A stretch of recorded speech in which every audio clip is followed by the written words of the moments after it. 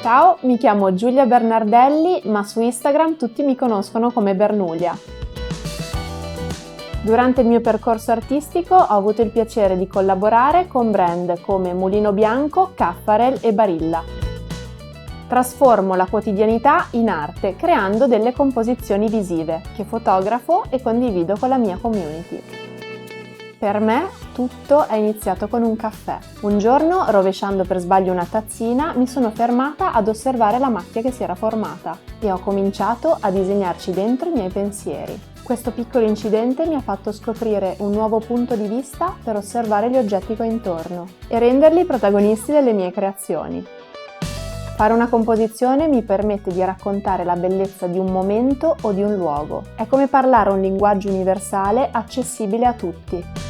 In questo corso di domestica imparerai a fare composizioni visive utilizzando gli oggetti che hai attorno a te.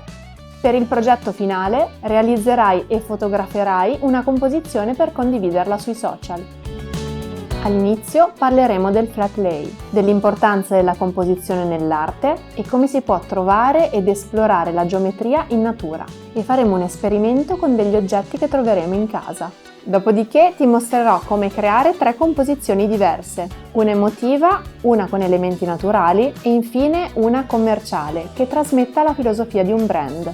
A questo punto saremo pronti per scattare le tue foto, prestando attenzione agli elementi che utilizzerai e alla luce. Per concludere, scoprirai come post-produrre su Photoshop, come condividere la tua creazione sui social e come creare contenuti dietro le quinte per coinvolgere la tua community.